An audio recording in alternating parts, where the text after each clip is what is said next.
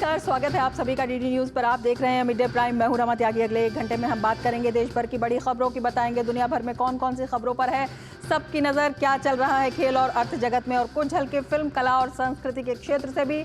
लेकिन सबसे पहले बड़ी खबरें। आज फागुन पूर्णिमा की रात को होगा होलिका दहन। वृंदावन और अयोध्या में भी मची होली की धूम। जैसलमेर में भारत पाक सीमा पर बीएसएफ के जवानों ने मनाई होली।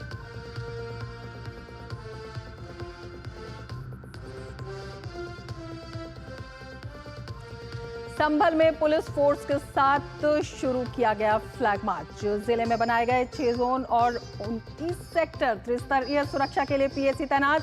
सीसीटीवी कैमरे और ड्रोन के जरिए निगरानी। सीएम योगी के शरारती तत्वों पर ताबड़तोड़ एक्शन के निर्देश। पश्चिम बंगाल की ममता सरकार ने शांति निकेतन सोनाझुरी हाट में होली खेलने पर लगाई रोक। भाजपा नेता शुभेंदु अधिकारी ने घेरा, कहा राज्य सरकार विभाजनकारी राजनीति और तुष्टीकरण की कर रही है राजनीति।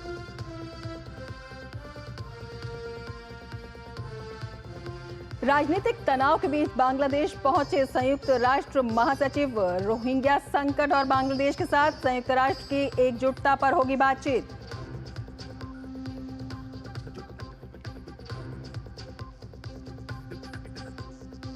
अल्पसंख्यकों के खिलाफ बढ़ते अत्याचारों को लेकर फिर घिरा पाकिस्तान। हिंदू और ईसाई अल्पसंख्यकों ने धार्मिक उत्पीड़न और अल्पसंख्यक महिलाओं की तस्करी जैसी गंभीर समस्याओं को किया उजागर।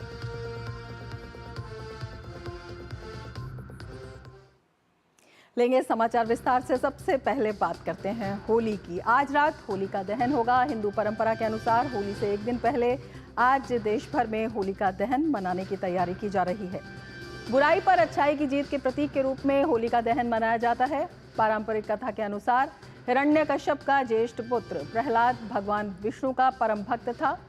क्योंकि प्रहलाद एक दैत्य पुत्र था, इसलिए हिरण्यकश्यप को पसंद नहीं था कि वो भगवान विष्णु की भक्ति करे। इसीलिए हिरण्यकश्यप ने अपने पुत्र को मारने की भी कई बार कोशिश की, परंतु भगवान नारायण स्वयं उसकी रक्षा करते रहे। हिरण्यकश्यप की बहन होलिका को भगवान शंकर से वरदान स्वरूप ऐसी चादर मिली थी जिसे ओढ़ने पर अग्नि उसे जला नहीं सकती थी। होलिका उस चादर को ओढ़कर प्रहलाद को गोद में लेकर चिता पर बैठ गई, लेकिन दैवयोग से वो चादर उड़कर प्रहलाद के ऊपर आ गई, जिससे प्रहलाद की जान बच गई और होलिका जल गई। कहा जाता है कि तब से बुराई पर अच्छाई की जीत के रूप में होली का दहन किया जाता है। और होली की बात हो, वृंदावन का जिक्र ना हो, ऐसा हो नहीं सकता। तो चलिए आपको दिखाएं वृंदावन की होली।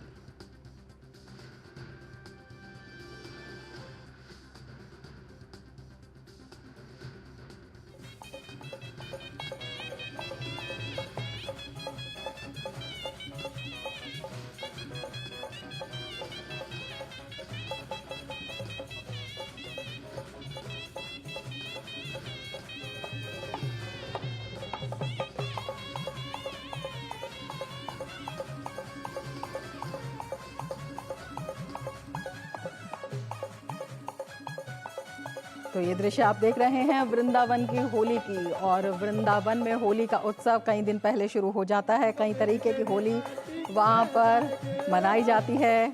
रस की होली, रंग की होली, और इसके साथ ही लठमार होली का भी वहाँ पर प्रचलन है। अपने आप में वृंदावन की होली जो है वो विश्व प्रसिद्ध है, और देश ही नहीं विदेशों से भी लोग आते हैं वहाँ पर होली के रंगों का आनंद लेने, इन रंगों में सराबोर होने।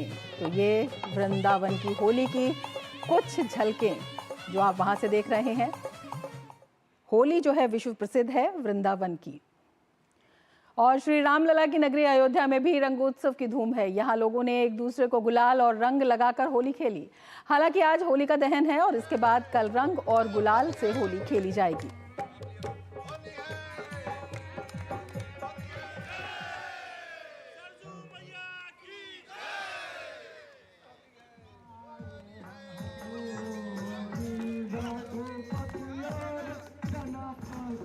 तो ये अयोध्या में होली की धूम आप देख रहे हैं, किस तरह से रंगों में सराबोर हैं लोग। तो भक्ति के साथ साथ होली के रंग सब इसमें डूबे दिखाई दे रहे हैं।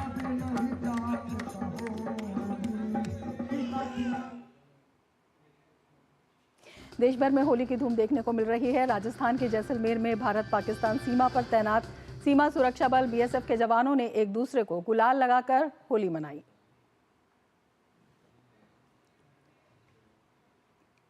हम सबको पता है कि सीमाओं की रक्षा हमारा प्रथम दायित्व है।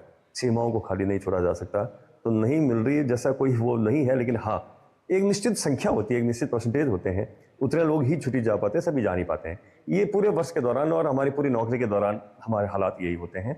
लेकिन हमारे जवान इतने मोटिवेटेड होते हैं, उनको पता है कि उनका प्रथम दायित्व सीमाओं की सुरक्षा करना है।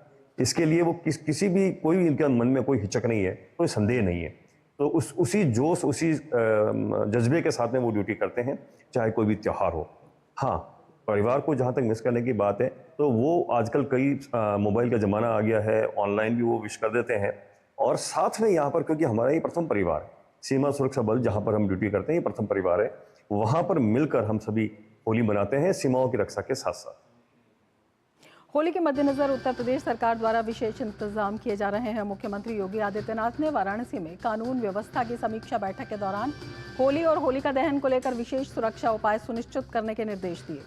मुख्यमंत्री ने होलिका दहन वाले स्थलों, होलिकोत्सव, शोभा यात्रा की सुरक्षा के प्रति विशेष सतर्कता बरतने का निर्देश अधिकारियों को दिया। सीएम योगी ने बेहतर ट्रैफिक और क्राउड मैनेजमेंट के भी निर्देश दिए हैं, ताकि होलिकोत्सव के दौरान किसी प्रकार की अव्यवस्था न हो। उन्होंने पुलिस प्रशासन से आम जनता, श्रद्धालुओं और दर्शनार्थियों के साथ शालीन व्यवहार करने को कहा है। मुख्यमंत्री ने नियमित पुलिस पेट्रोलिंग, फुट पेट्रोलिंग कराए जाने पर जोर दिया।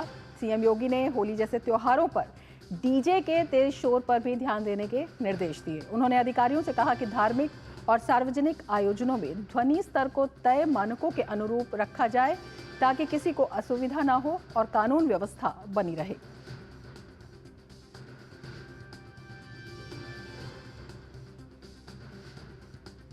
और संभल में भी विशेष इंतजाम के निर्देश दिए गए हैं, क्योंकि संभल एक संवेदनशील इलाका है, जहां कल होली और जुमे की नमाज दोनों है। किसी भी अप्रिय स्थिति से निपटने के लिए संभल में अतिरिक्त सतर्कता बरती जा रही है। त्योहारों के मद्देनजर सुरक्षा व्यवस्था सख्त कर दी गई है। शांति व्यवस्था के लिए बैठक में पुलिस और दोनों समुदाय के बीच सहमति बन गई है। हर साल की तरह 10 मस्जिदों को तिरपाल और पन्नी से ढका जाएगा। बैठक के बाद आज ही मुस्लिम समुदाय ने मस्जिदों को ढकने का काम शुरू कर दिया है। जिले में कुल 6 जोन और 29 सेक्टर बनाए गए हैं और हर एक में मजिस्ट्रेट और पुलिस अधिकारी तैनात किए गए हैं। जिले में 3 स्तरीय सुरक्षा के लिए पहले की तरह पीएसी बटालियन तैनात की गई है। इसके अलावा 24 घंटे सीसीटीवी कैमरे और ड्रोन की व्यवस्था भी की गई है। शांति व्यवस्था कायम रहे, इसके लिए चप्पे चप्पे पर भारी पुलिस तैनात की गई है। साथ ही पुलिस फोर्स जगह जगह भ्रमण कर संभल में हर गतिविधि पर निगरानी कर रही है। सीओ अनुज चौधरी भी लगातार निरीक्षण कर रहे हैं और हर स्थिति से निपटने के लिए जायजा लेते नजर आ रहे हैं।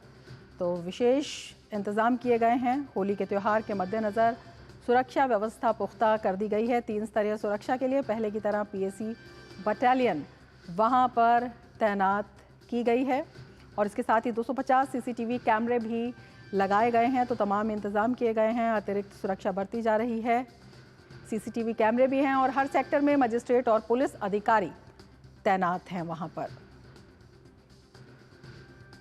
और विवादित शाही जामा मस्जिद को एहतियातन तिरपाल से ढक दिया गया है। वहीं असामाजिक तत्वों से निपटने के लिए इलाके में सुरक्षा बलों की तैनाती के साथ सीसीटीवी कैमरों से मॉनिटरिंग की जा रही है। हमारे संवाददाता आशुतोष शुक्ला ने इलाके का जायजा लिया। संभल में जामा मस्जिद विवाद को देखते हुए जुमे की नमाज और होली त्योहार दोनों को साथ साथ देखते हुए अति संवेदनशील इस जिले में सुरक्षा के कड़े उपाय किए गए हैं। जामा मस्जिद हमारे पीछे आप ठीक यहाँ पर देख सकते हैं, इसे कवर किया गया है। इस तरीके से संभल जिले की लगभग इस कस्बे में पड़ने वाली 11 मस्जिदों को तिरपाल से या बरसातियों से कवर किया गया है, जिससे कि इस पर होली का रंग न पड़ सके। और इसके साथ साथ होली और जुमे की नमाज दोनों साथ साथ करवाने के लिए प्रशासन ने शांति बनाए रखने के लिए दोनों समुदायों से बैठक करके व्यवस्था की है। इसके साथ पूरे संभल जिले को जो है 6 सेक्टरों में बांटा गया है। साथ ही पीएससी रैपिड एक्शन फोर्स के जवान यहां पर तैनात किए गए हैं, जिससे कि सुरक्षा व्यवस्था पूरी तरह से मुकम्मल रहे। और इसके साथ ही जो है ड्रोन कैमरों से भी निगरानी रखी जा रही है।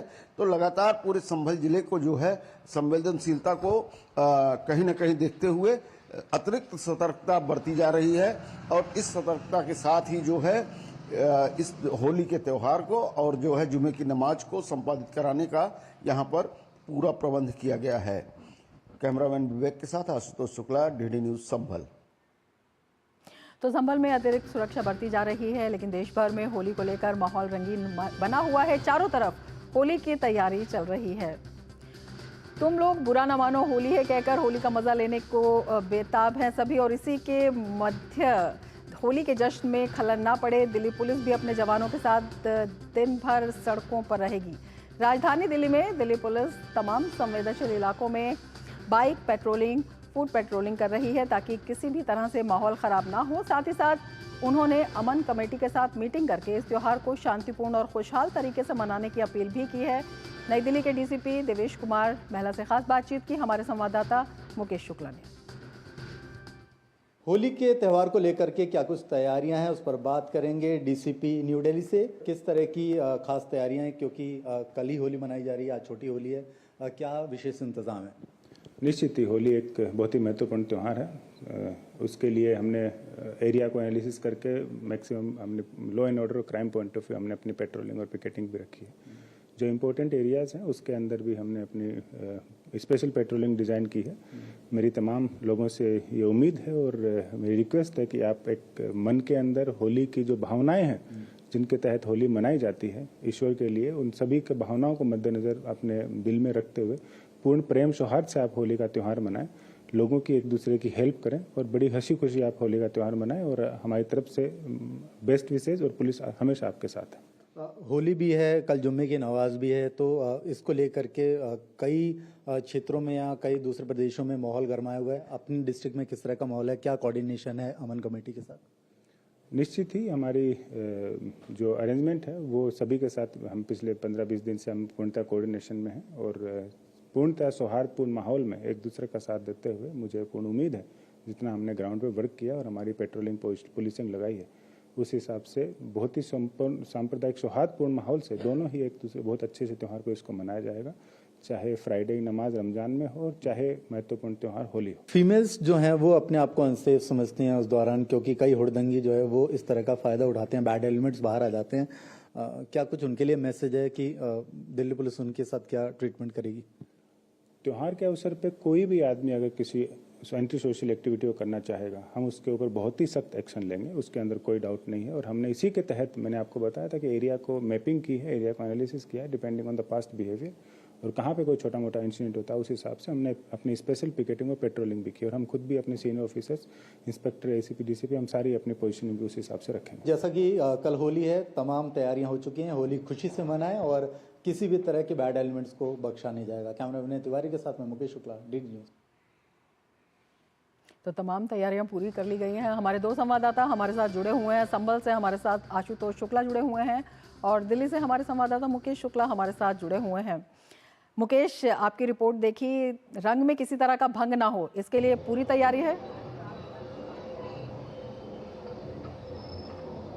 बिल्कुल रमा, जिस तरह से होली का पर्व है, आज छोटी होली है, कल बड़ी होली मनाई जाएगी और आप मेरे पीछे देख सकते हैं ये माहौल साफ तौर पर बयां कर रहा है कि किसी तरह की कोई भी असुविधा ना हो, किसी तरह का कोई खलल ना हो। इसके लिए होली को मनाने के लिए तमाम एजेंसियां अलर्ट पर हैं। दिल्ली पुलिस राजधानी में पूरी मुस्तैदी के साथ है, ट्रैफिक पुलिस मुस्तैदी के साथ है। ये देखिए होली मिलन यानी यहाँ पर आयोजित किया जा रहा है, उसके साथ साथ पूरे देश में जगह जगह पर इसी तरह बरसाने में आप देखेंगे होली जो है वो शुरू हो चुकी है, वहाँ पर पहले से ही मनाई जाती है। उसके बाद तमाम इलाकों में रेलवे ने अपने जो है वो अपनी प्लानिंग पूरी एग्जीक्यूट की हुई है, क्योंकि उसमें उन्होंने स्पेशल ट्रेन्स भी हैं वो चला रखी है। मेट्रो ने अपने टाइमिंग्स जो है वो कल के लिए 2:30 बजे से कर दिया है, यानी उससे पहले आपको मेट्रो की सेवा नहीं मिलेगी। तमाम एहतियात जो हैं वो बरते जा रहे हैं होली को लेकर के। ट्रैफिक पुलिस अलर्ट है, कोई भी ड्रंक एंड ड्राइव में अगर पकड़ा गया तो उसको बख्शा नहीं जाएगा, क्योंकि भारी चालान करती है पुलिस। किसी भी तरह का कोई भी हुड़दंग करने की कोशिश की गई तो बख्शा नहीं जाएगा, क्योंकि रमज़ान चल रहा है, उसके बाद जुम्मे की नमाज है, साथ ही साथ होली का पर्व है।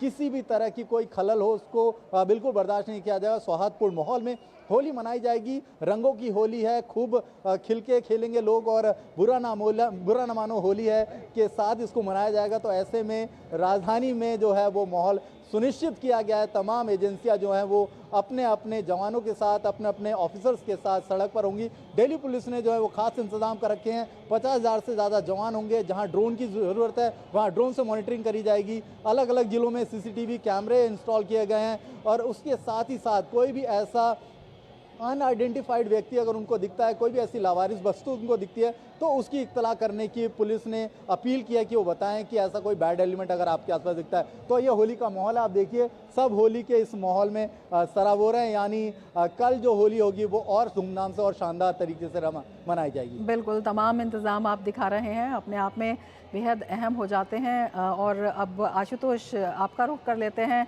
संभल में हालात संभले रहे हैं क्योंकि काफ़ी संवेदनशील है वहाँ पर भी आपने दिखाया कि पर्याप्त इंतज़ाम किए गए हैं।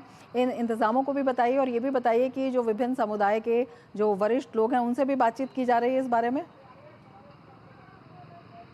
देखिए रमा, आप हमारे पीछे ठीक देख सकती हैं कि प्रशासन ने जो मुकम्मल व्यवस्था यहाँ पर की है शांति की, उस शांति का ही कारण है कि यहाँ पर होली का जो त्यौहार है उसका उत्साह बाजारों में अच्छी तरह से दिखाई दे रहा है। अब से थोड़ी देर पहले बड़ी संख्या में पुलिस दल जो है फ्लैग मार्च किया है और इस बात को लेकर के लोगों को आश्वस्त करने की कोशिश की है कोई भी अराजक तत्व कहीं से भी निकल करके होली या जुम्मे की नमाज में कहीं भी खलल नहीं डालने पाएगा। उसके लिए पूरे पुख्ता इंतजाम किए गए हैं। बड़े पैमाने पर यहाँ पर पुलिस बल लगाया गया है। इसके साथ ही ड्रोन कैमरों से निगरानी की जा रही है। 250 से अधिक कैमरे लगाए गए हैं CCTV, और इसके अलावा राजस्व कर्मियों को भी लगाया गया है। जो विभिन्न मस्जिदें हैं उन पर उनको बैठाया जाएगा और इसके साथ ही जो है विभिन्न चौक चौराहों पर पुलिस के लोग और खुफिया तंत्र के लोग सब सक्रिय है कि कहीं भी कोई अप्रिय स्थिति, अप्रिय घटना होने की स्थिति में तत्काल जो है उस पर नियंत्रण पाया जा सके।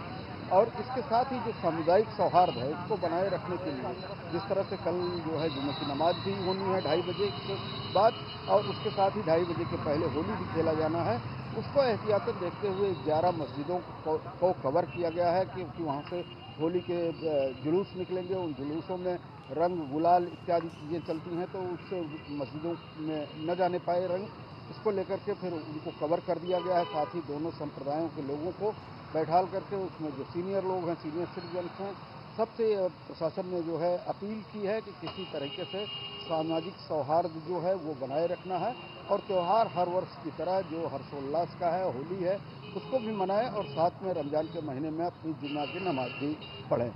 बिल्कुल आशुतोष, ये इंतज़ाम इसलिए भी ज़रूरी है कि क्योंकि होली और जुमे की नमाज दोनों एक साथ हैं और उसको लेकर भी काफ़ी सतर्क है प्रशासन।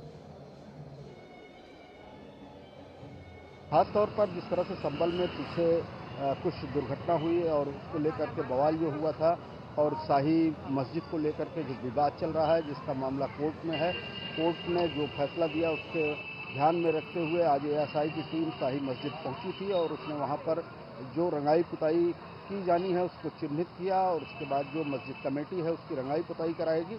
तो विवाद भी अपनी जगह पर है और उसके अलावा चूंकि अदालत में विचाराधीन है, लेकिन सामाजिक सौहार्द बनाए रखने के लिए प्रशासन सख्त तेवरों के साथ शांति बनाए रखने की अपील लगातार कर रहा है और पीछे के समय में जो कुछ भी घटित यहाँ पर हुआ है वो फिर से ना कुछ यहाँ पर होने पाए, इसकी मुकम्मल व्यवस्था, इसको जो है कड़ाई के साथ प्रशासन जो है पालन कर रहा है। रमा, मुकेश, आपके पास भी आना चाहेंगे। तमाम इंतज़ाम होते हैं तब भी जो क्राउड मैनेजमेंट है वो कई बार एक बड़ी समस्या बन जाता है, उसके लिए क्या कुछ किया गया है?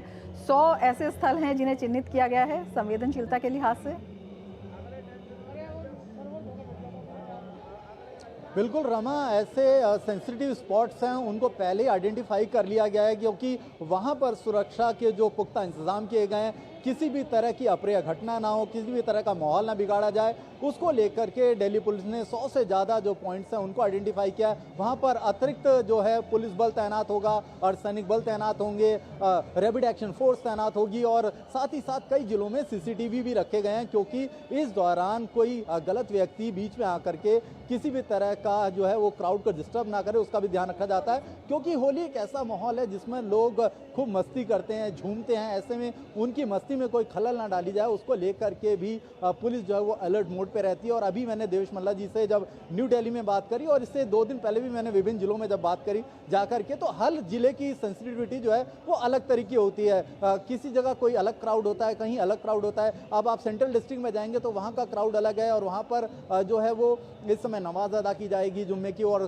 तमाम चीज़ होंगी, तो उनको लेकर के भी वहाँ पर अतिरिक्त जवान तैनात होंगे। और इसी तरह रेलवे स्टेशन के आसपास हम गए नई दिल्ली, तो हमने देखा वहाँ पर भी तैयारियां पुख्ता की गई हैं। 400 से ज़्यादा जो रेलें हैं वो एडिशनल स्टार्ट की गई हैं, वंदे भारत को भी उसमें इंक्लूड किया गया। साथ ही साथ वहाँ पर अलग से वेटिंग हॉल बनाया गया है, क्योंकि फरवरी में जो वहाँ पर एक अप्रिय घटना हुई थी उसके बाद हालात दोबारा ऐसे ना हो। होली में तमाम लोग जो हैं वो अपने अपने गाँव जाते हैं, क्षेत्र जाते हैं, तो वहाँ पर भी जो है रेलवे ने पूरे पुख्ता इंतजाम किए गए हैं। वहाँ पर भी RPF ने रैपिड एक्शन फोर्स के साथ अपने जवानों को तैनात किया, दिल्ली पुलिस ने भी वहाँ पर अपनी तैनाती दी है, तो एक बड़ा रोल हो जाता है। इस लिहाज से ऐसे पर्व को देखिए, आप मेरे पीछे जो है ये यहाँ पर क्राउड जो है वो एंजॉय कर रहा है। ऐसा ही क्राउड हर जगह एंजॉय करता है, तो उसकी एंजॉयमेंट ना खराब हो, उसको लेकर के जो हालात हैं उस पर नियंत्रण रखा जाए, वहाँ पर कोई भी अप्रिय घटना ना हो उसको ध्यान में रखा जाए। इसके लिए दिल्ली पुलिस और तमाम एजेंसियां इस समय अलर्ट पर हैं।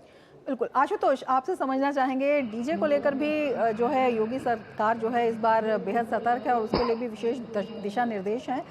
पुलिस प्रशासन जो है वो तो अपनी भूमिका निभा ही रहा है, जो आम लोग हैं उनके लिए भी कुछ निर्देश जारी किए गए हैं क्या? देखिए रमा, जिस तरीके से मुख्यमंत्री योगी आदित्यनाथ ने जो है कल से ही लगातार जो है इस बात की कहीं न कहीं प्रदेशवासियों को ताकीद की है कि वो शांति से अपना त्यौहार मना सकते हैं, और अराजक तत्वों के लिए भी उन्होंने संदेश दिया है कि जहां भी कोई जरा सा भी गड़बड़ी करने की कोशिश करेगा वो दंड का भागी होगा। संभल जिले में ही जहां मैं इस वक्त खड़ा हूं, लगभग 250 लोगों की सूची तैयार की गई है, उनको जो है निरुद्ध किया गया है। साथ में उनको सूचित किया गया है कि किसी तरह के कोई गड़बड़ी करने की कोशिश न करें, नहीं तो प्रशासन उनके साथ कड़ाई से पेश आएगा। रमा, उत्तर प्रदेश एक जो है संवेदनशील प्रदेश है। हर जिले में जो है जिस तरीके से होली और रमज़ान की नमाज है, उनको दोनों को लेते हुए प्रशासन ने अतिरिक्त तैयारी कल के लिए कर रखी है पूरे प्रदेश में। और कहीं न कहीं प्रशासन शासन को मुख्यमंत्री योगी आदित्यनाथ लगातार उस पर नज़र बनाए हुए हैं, और कहीं भी किसी तरह की सूचना मिलने पर वहाँ अतिरिक्त पुलिस बल लगाया जा रहा है और साथ में लोगों से अपील भी की जा रही है। रमा, बिल्कुल, आप लोग भी नज़र बनाए रखें और बहुत बहुत आपको होली की शुभकामनाएं। बहुत शुक्रिया आशुतोष आपका और बहुत शुक्रिया मुकेश आपका हमसे जुड़ने के लिए और ये तमाम जो जानकारी है हमारे साथ साझा करने के लिए। और अब बात कर लेते हैं पश्चिम बंगाल की। पश्चिम बंगाल सरकार द्वारा इस साल बीरभूम जिले के शांति निकेतन में लोकप्रिय सोनाझुरी हाट में होली मनाने पर रोक लगाने पर विवाद बढ़ गया है। राज्य में नेता प्रतिपक्ष और भाजपा नेता शुवेंदु अधिकारी ने ममता सरकार पर तुष्टीकरण की राजनीति करने का आरोप लगाया है। 25 में पहली बार होली के लिए हर थाने में मीटिंग हुआ। मीटिंग में इशू क्या है, ये दूसरा कम्युनिटी के एक स्पेशल महीना चल रहा है और इस बार होली का जो डेट वो फ्राइडे है, इसलिए आमडांगा उत्तर 24 परगना का आईसी खुला बता दिया ये रॉन्ग फॉन्ग नहीं देना चाहिए, होली फोली नहीं मनाना चाहिए, कुछ करेगा तो अरेस्ट हो जाएगा। एडिशनल एसपी बीरभूम उन्होंने बताया 10 बजे के अंदर शांति निकेतन का बसंत उत्सव इस बार खत्म कर दीजिए, इस बार फ्राइडे है, स्पेशल डे है, इसलिए इस बार आप लोग 10 बजे के बाद कुछ नहीं करना चाहिए। ये पहले बार बंगाल में हो रहा है। तो पहली बार पश्चिम बंगाल में इस तरह का फरमान जारी किया गया है और इसी पर कई सवाल भी खड़े हो रहे हैं। मिड डे प्राइम में आगे बढ़ेंगे, लेकिन उससे पहले लेते हैं एक ब्रेक। आप देखते रहिए DD news. Under the Honorable PM's leadership, an unprecedented push to yoga has been given. Today, yoga is playing a significant role in enhancing health and wellness across the world. PM Yoga Awards are given in recognition to outstanding contributions by individuals and organizations to the field of yoga. These awards carry a trophy, certificate and a prize of 25 lakh rupees. Hurry! Send your entries through MyGov platform before 31st March. Visit Ministry of Ayush website or MyGov platform for more details.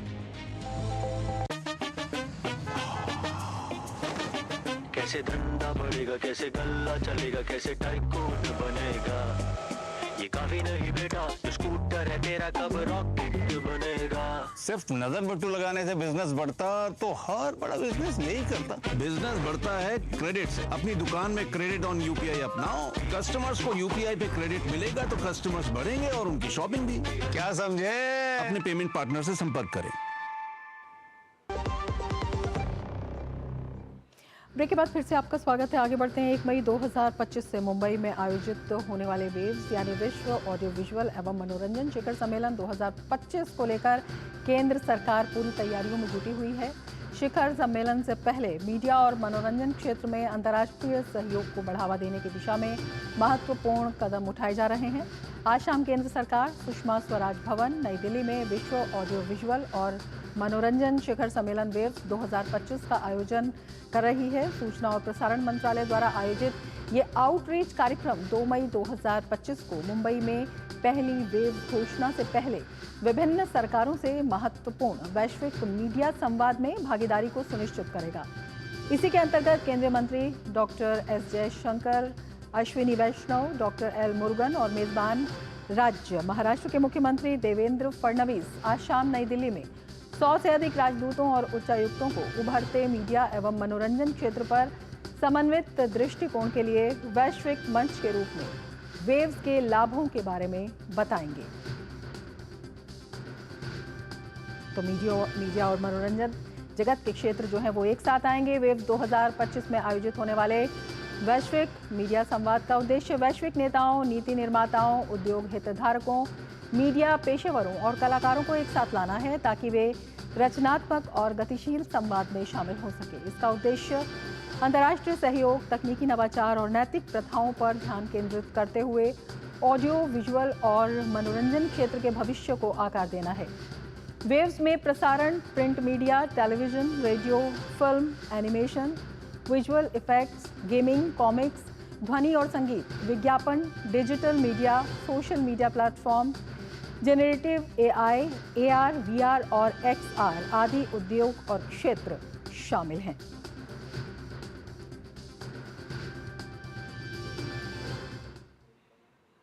देश में media और मनोरंजन उद्योग लगातार विकसित हो रहा है और वेव्स जैसे प्लेटफॉर्म इसके भविष्य को आकार देने में महत्वपूर्ण साबित हो रहे हैं।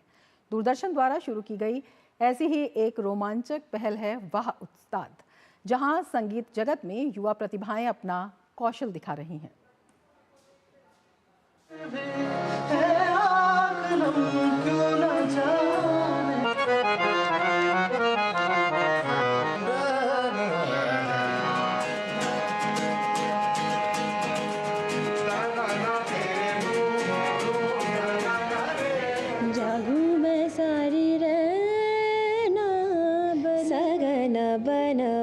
भारत का मीडिया और एंटरटेनमेंट जगत लगातार बड़े बदलाव का गवाह बन रहा है। इस बदलाव में वेव्स भी एक अहम भूमिका निभा रहा है। इस भव्य मंच पर युवा प्रतिभाओं के लिए गायन प्रतियोगिता वाह उस्ताद एक बेहतरीन अवसर के रूप में उभरी है। उत्साह से लबरेज प्रतिभागी इस प्रतियोगिता में अपनी चमक बिखेर रहे हैं।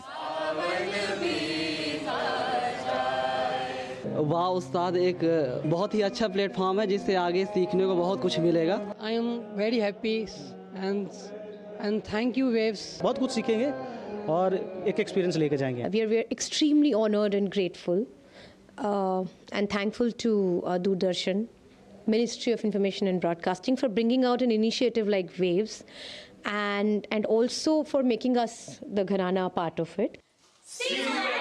इन लोगों का सफर यहीं खत्म नहीं होता। इसके बाद चुने हुए प्रतिभागी संगीत जगत में अपना लोहा मनवाने के लिए अगले राउंड में हिस्सा लेंगे। वाह उस्ताद जैसी पहल के साथ वेव्स केवल एक समिट नहीं है, बल्कि ये विभिन्न प्रतिभाओं के लिए एक लॉन्च पैड है जो देश के युवाओं को एक वैश्विक मंच दे रहा है। इस तरह की पहलों के साथ मनोरंजन जगत का भविष्य बेहद सुनहरा नजर आ रहा है। सिद्धार्थ भारद्वाज की रिपोर्ट, डीडी न्यूज।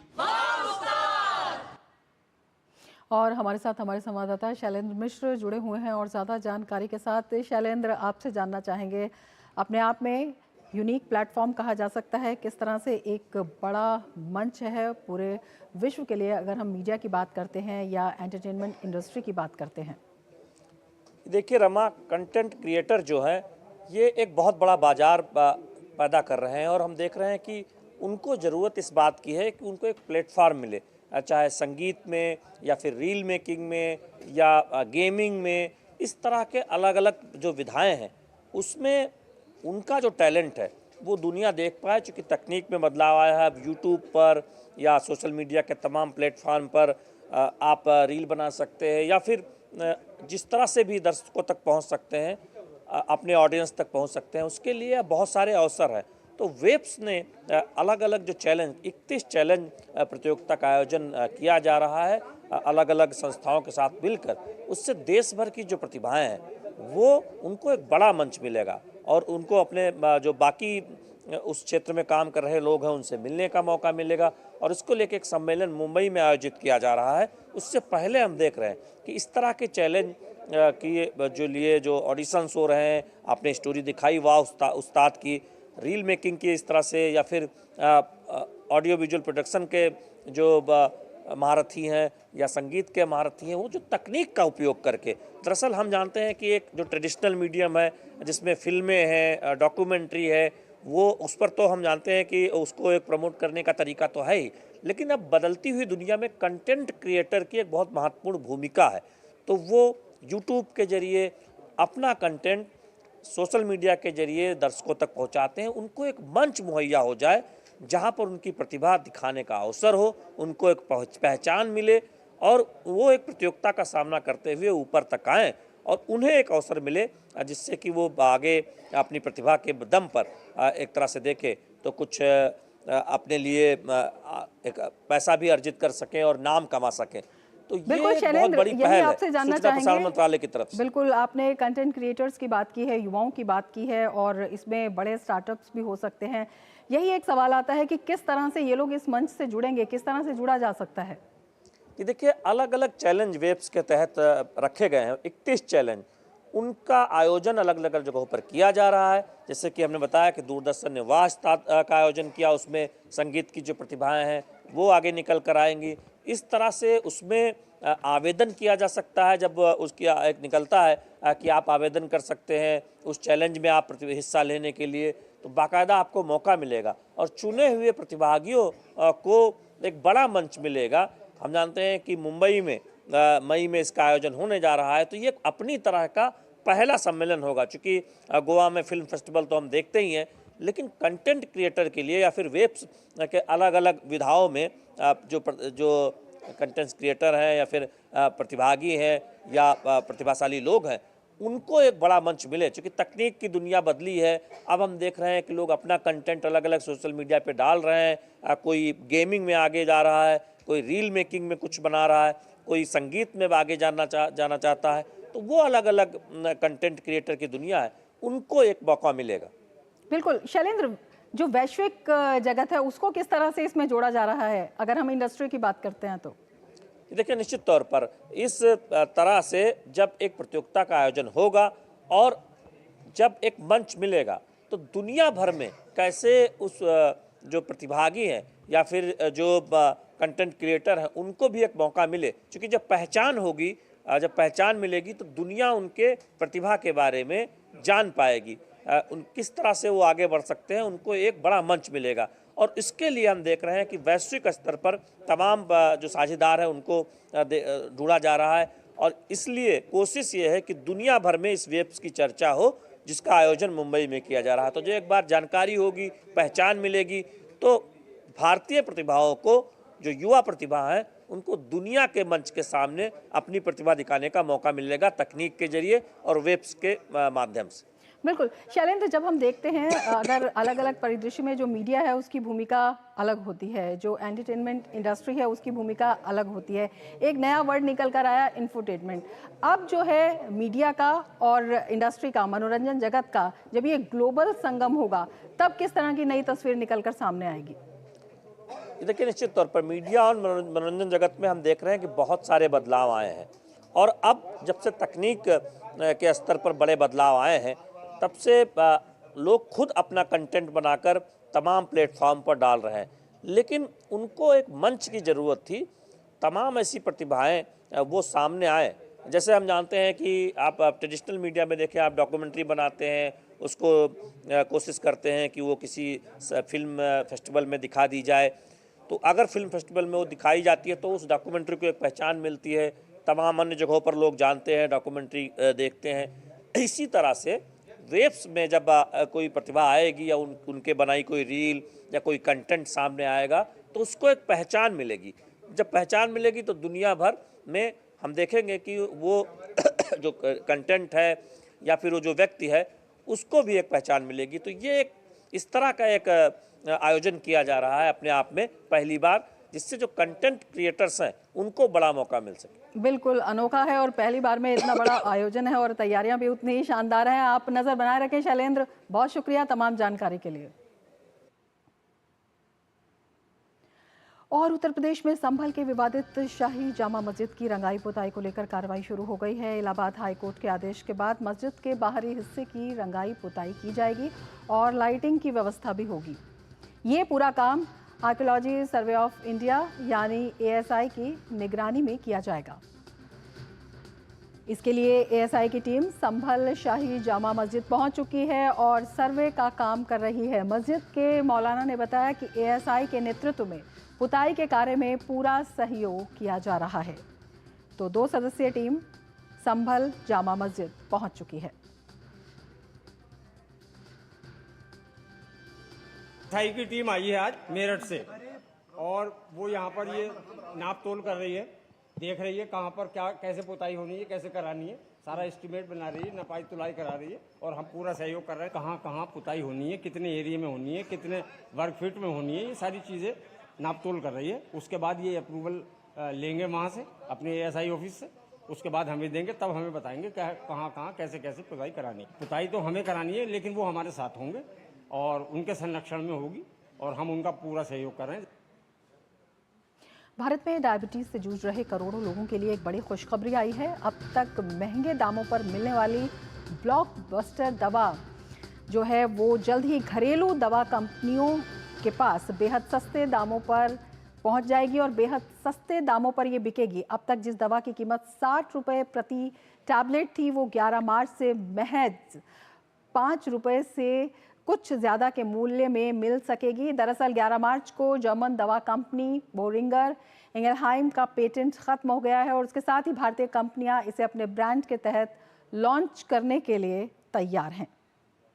डायबिटीज़ की सबसे कारगर दवा अब 90% तक सस्ती दवा बनाने वाली जर्मन कंपनी का पेटेंट 11 मार्च से ख़त्म हो गया है और जल्द ही घरेलू दवा कंपनियां बेहद सस्ते दामों पर इसे बेचेंगी और 60 रुपये की टैबलेट महज 5.5 रुपये में मिल सकेगी। भारत में डायबिटीज़ के 10 करोड़ से ज़्यादा मरीजों को इसका फ़ायदा मिलेगा और ये सबसे कारगर दवाई डायबिटीज़ की होती है जो काफ़ी सस्ते दामों पर अब जो लोग हैं उन्हें उपलब्ध होगी। 90% तक सस्ती ये दवा हो गई है। तो डायबिटीज़ के जो रोगी हैं या इससे जूझ रहे हैं उनके लिए ये एक अच्छी खबर कही जा सकती है। आगे बढ़ेंगे। इसरो ने स्पेडेक्स उपग्रह की सफलतापूर्वक अनडॉकिंग कर ली है। इसके साथ ही चंद्रयान 4 के लिए रास्ता साफ हो गया है। इसरो ने सोशल मीडिया एक्स पर इस प्रक्रिया के पूरा होने की घोषणा की। इसरो ने इस मिशन के बारे में विस्तृत जानकारी भी दी है और इसरो द्वारा दी गई जानकारी के अनुसार SDX-2 एक्सटेंशन सफल हो गया है। कैप्चर लीव 3 को योजना के अनुसार रिलीज किया गया। इसके बाद SDX-2 में कैप्चर लीवर को हटा दिया गया है। वहीं SDX-1 और SDX-2 में डी कैप्चर कमांड जारी किया गया है। इसके साथ ही अनडॉकिंग की प्रक्रिया पूरी हो गई है। केंद्रीय मंत्री डॉक्टर जितेंद्र सिंह ने स्पेस डॉकिंग एक्सपेरिमेंट मिशन के सफल होने पर गर्व व्यक्त किया और इसे भारत की भविष्य की अंतरिक्ष महत्वाकांक्षाओं की दिशा में एक महत्वपूर्ण कदम बताया।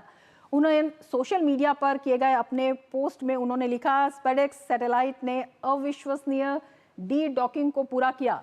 इससे भारतीय अंतरिक्ष स्टेशन, चंद्रयान 4 और गगनयान सहित भविष्य के महत्वाकांक्षी मिशनों के सुचारू संचालन का मार्ग प्रशस्त हुआ है। प्रधानमंत्री श्री नरेंद्र मोदी के निरंतर समर्थन से हौसलों को बल मिलता है।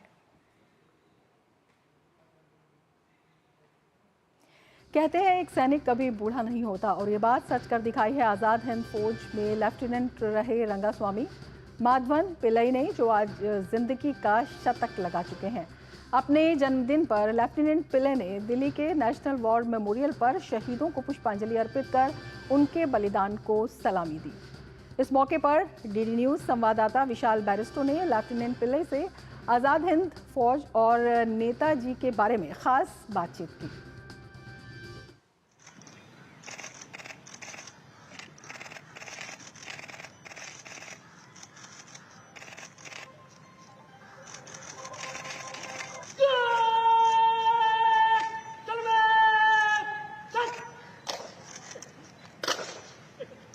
हम इस वक्त खड़े हैं एक ऐसे फौजी के साथ जो आज शतक मना रहे हैं और 100 साल के वो जवान है। हमारे साथ है पिल्लई जी, जिन्होंने आजाद हिंद फौज में हिस्सा लिया और अंग्रेजों के साथ मुकाबला किया। पिल्लई साहब, सबसे पहले आपको जन्मदिन की हार्दिक शुभकामनाएं दूरदर्शन की तरफ से। ये जानना चाहते हैं कि आपके अंदर इतना जज्बा 100 साल में भी कैसा लग रहा है? बहुत खुश हूँ, वो आनंद सब सम्मिलित करके इतने बड़ी आनंद है मेरा। बड़ी खुश है। इसी देश को मैं कैसे काम किया, इसी हिसाब से इसी रास्ता पे ये लोग सब काम करना चाहिए। देश के लिए हम लोग कितने कष्ट करके देश का आजाद किया।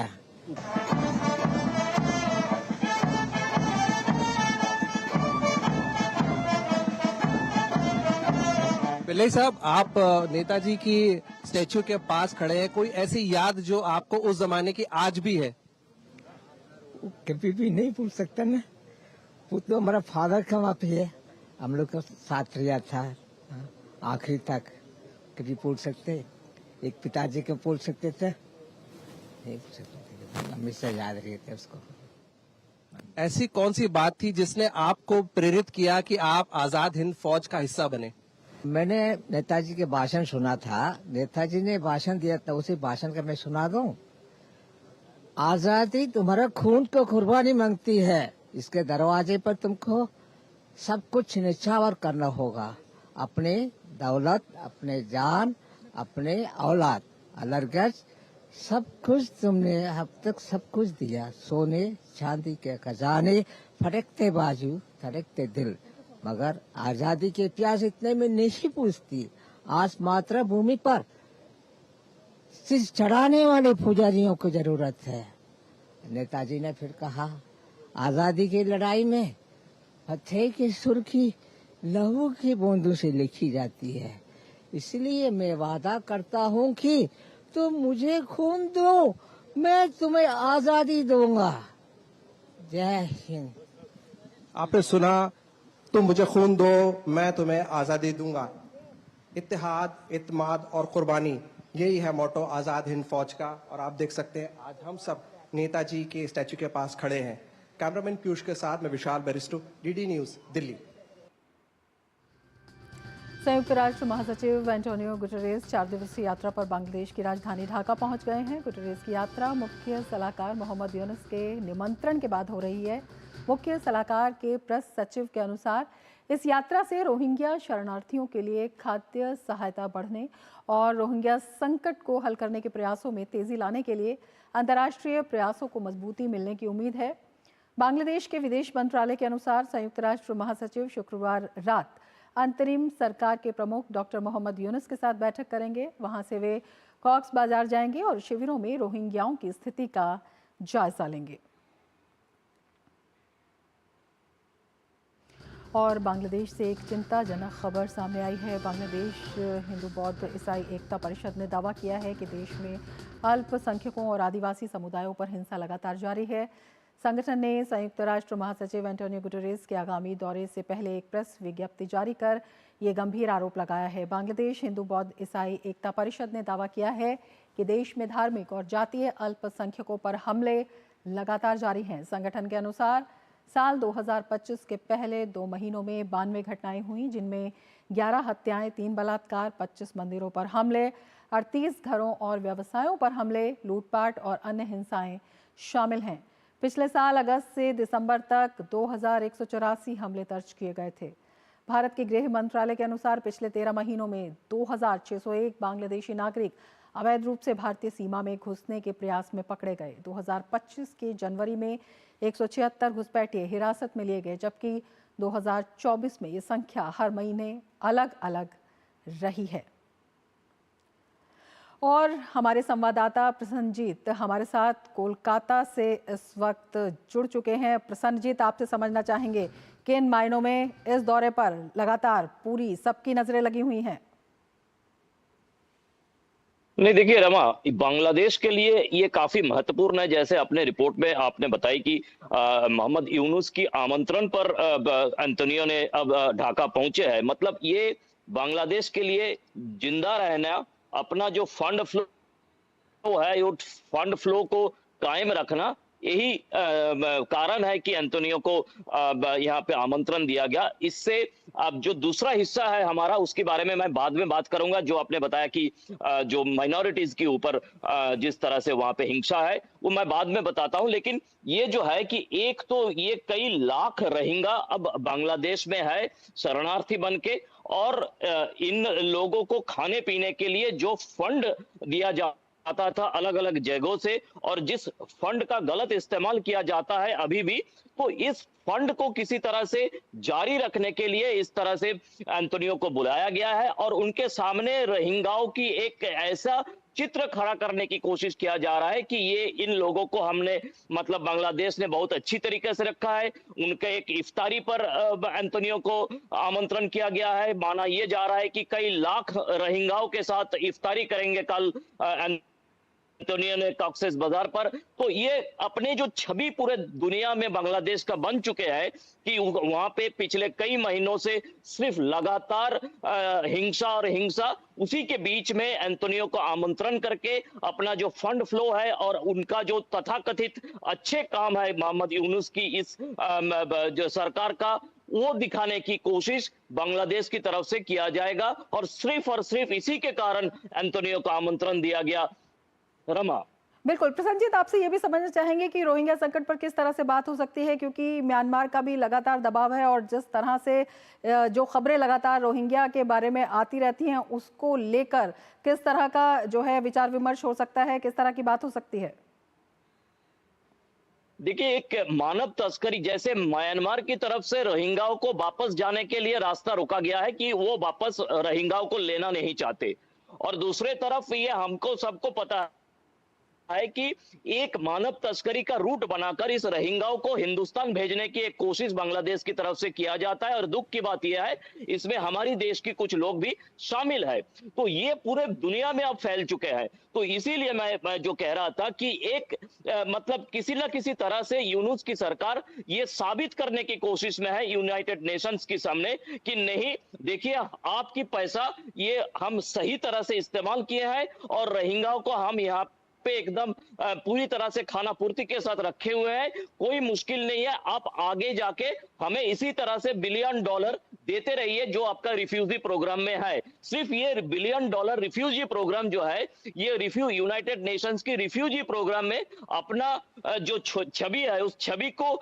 साफ सुथरा रखने के लिए इस तरह से, क्योंकि यहाँ पे और किसी से मिलने नहीं दिया जा रहा है एंटोनियो को। और जो परसों बताया जा रहा है कि एक सिविल सोसाइटी के साथ उनका मीटिंग रखा गया है, उस सिविल सोसाइटी का मीटिंग को भी कंडक्ट करेंगे यहीं पे जो यूनुस सरकार की जो एडवाइजर्स है, ये एडवाइजर लोगों ने मतलब सिविल सोसाइटी की, तथाकथित सिविल सोसाइटी कौन होंगे, तथाकथित सिविल सोसाइटी एंटोनियो के सामने क्या बात रखेंगे, सब कुछ स्क्रिप्टेड करने की कोशिश में है बांग्लादेश की अभी का ये सरकार। रमा, बिल्कुल। प्रसन्नजीत, आपसे ये भी समझना चाहेंगे, जिस तरह से अल्पसंख्यकों पर लगातार वहां पर अत्याचार प्रताड़ना की घटनाएं लगातार सामने आ रही हैं और जो ये संगठन है एक, वो भी जो है इस बात को लगातार उजागर करने की उसमें कोशिश में है, इस दिशा में क्या जानकारी है? और दूसरा, जिस तरह से बांग्लादेश सरकार की मंशा की आप बात कर रहे हैं, रोहिंग्या संकट को बढ़ाने में जिस तरह से एक भूमिका जो है वो साफ तौर पर दिखाई देती है, आपको लगता है कि बांग्लादेश सरकार फेस सेविंग का काम कर रही है इसमें? बिल्कुल रमा, ये बांग्लादेश सरकार की फेस सेविंग का कोशिश है और बल्कि मैं ये कहूंगा मेरे इंफॉर्मेशन के मुताबिक बांग्लादेश सरकार ये चाहती है कि रोहिंग्या वहां पे रहे, रोहिंग्या समस्या ऐसे बांग्लादेश का समस्या बन के रह जाए, क्योंकि अगर रोहिंग्या समस्या है तो अलग अलग जगहों से फंड फ्लोइंग है, अगर रोहिंग्या नहीं है तो बांग्लादेश के लिए फंड फ्लोइंग नहीं है। पहली बात तो ये, इसीलिए एक लिपापोती का कोशिश करके रोहिंग्या को सामने रखकर ये फंड फ्लो को फिर से चालू कराने की एक कोशिश मोहम्मद यूनुस सरकार की है, पहली बात। दूसरी बात, आप जो पूछ रहे हैं कि ये सच है कि हिंदू बौद्ध क्रिश्चियन ऐक्य परिषद ये पिछले कई दशकों से बांग्लादेश में काम पर जुटे हुए हैं और इस बार यूनाइटेड नेशंस की जो सेक्रेटरी जनरल है उनकी सफर के समय पे क्या ये जो वहां पे अल्पसंख्यक है उनको मिलने दिया जा रहा है या जो सिविल सोसाइटी की मीटिंग है उसमें अल्पसंख्यकों की ठीक तरह से रिप्रेजेंटेशन किया जाएगा कि नहीं, इसके बारे में कोई चर्चा नहीं है और समझ में भी नहीं आ रहा है हमें। रमा, बिल्कुल प्रसन्नजीत, बड़े सवाल इस पर खड़े होते हैं, आप नजर बनाए रखिए। फिलहाल शुक्रिया पूरी जानकारी के लिए। आगे बढ़ेंगे। रूस और यूक्रेन के बीच युद्ध विराम की उम्मीद जगी है। अमेरिका का एक प्रतिनिधि मंडल मॉस्को पहुंच रहा है, जहां वो राष्ट्रपति पुतिन से मिलकर युद्ध विराम पर बातचीत करेगा। अमेरिका के राष्ट्रपति ट्रंप ने इसकी जानकारी देते हुए कहा कि यूक्रेन के साथ संभावित युद्ध विराम पर बातचीत करने के लिए वार्ताकार रूस गए हैं। ट्रंप ने कहा कि उन्हें उम्मीद है कि वो रूस से ये युद्ध विराम समझौता कर सकेंगे। आपको बता दें कि हाल ही में सऊदी अरब के जेद्दा में हुई बैठक में 30 दिन की सीजफायर पर सहमति बनाने का संकेत दिया गया था। उधर यूक्रेन के राष्ट्रपति वोलोदिमीर ज़ेलेंस्की ने इसे एक सकारात्मक कदम बताया और कहा कि रूस को इसे स्वीकार करने के लिए राजी करना अमेरिका पर निर्भर है। ज़ेलेंस्की ने कहा कि अमेरिकी पक्ष उनके देश के तर्कों को समझता है और उनके प्रस्तावों पर विचार करता है और उन्होंने कहा कि वो हमारी टीमों के बीच रचनात्मक बातचीत के लिए राष्ट्रपति ट्रंप के आभारी हैं। यूक्रेनी राष्ट्रपति ने कहा कि 30 दिन का पूर्ण अंतरिम युद्ध विराम, जिससे न केवल काला सागर में बल्कि पूरे सीमावर्ती क्षेत्र में मिसाइल, ड्रोन और बम हमलों को रोका जाएगा। वहीं युद्ध विराम की खबरों के बीच राष्ट्रपति व्लादिमीर पुतिन ने पश्चिमी रूसी क्षेत्र कुर्स्क का पहली बार दौरा किया।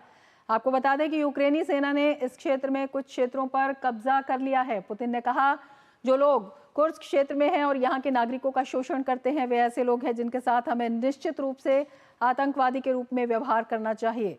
रूसी राष्ट्रपति ने यूक्रेन के साथ सीजफायर को लेकर कई शर्तें रखी हैं। उनका कहना है कि यूक्रेन को नाटो की सदस्यता न दी जाए, यूक्रेन में विदेशी सैनिकों को तैनात न करने पर समझौता हो, क्रीमिया और उसके 4 प्रांत रूस के हैं, इस दावे को अंतर्राष्ट्रीय मान्यता मिले, युद्ध के मूल कारणों पर ध्यान दिया जाए। कारणों में नाटो का पूर्व की ओर विस्तार भी शामिल है।